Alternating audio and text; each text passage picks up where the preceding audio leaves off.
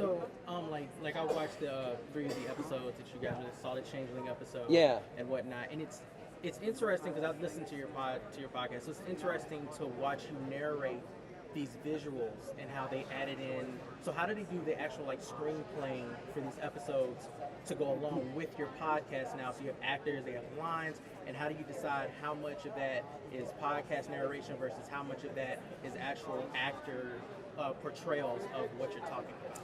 Well, I mean, I think it's one of those things that you kind of have to slide the levers every episode you film, because some of them you need more time with the on-screen characters to really go deep into the, I think about Echoes and the story of Walter Freeman and these, the ice pick lobotomies, right? Like literally pushing a metal spike through somebody's eye socket. And I can still hear the clink of the metal hammer on the metal ice pick, but you need to go deep into that character to really get where the story is.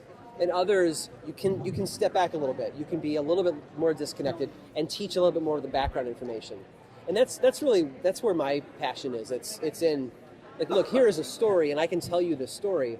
But if you understood these 3 things that happened in the 1850s, right, and that kind of informed this event, if you understood those first, then when I tell you the story, it makes so much more sense, and it becomes so much more powerful, Can I ask one more question specifically about that episode? Yeah. At the end, when you were talking about that doctor, you kind of made the observation that even though everything you like described him as a horrible person, you might think he's a horrible person, and he is, but he genuinely felt like he was doing the right thing. And I thought that was weird that you put that in there. Like, you acknowledged that what he did was awful, but you also acknowledged that he was doing it with good intent. Is that from research, or is that your own assumption? Well, it's a common thing that you'll find when you dig deep into these stories of people who do bad things.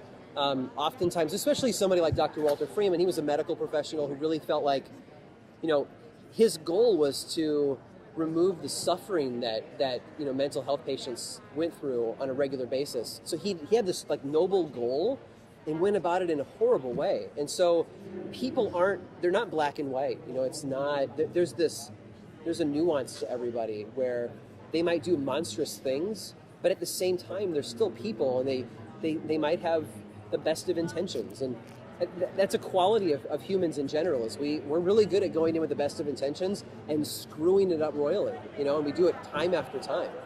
So, and that hasn't changed, right? Because that's still our modern world today too. So I think it's fair to look at somebody like him and say, was he a monster through what he did? Absolutely. But he was also trying to do something kind of noble, and that was okay, and I mean, like, the trying was okay.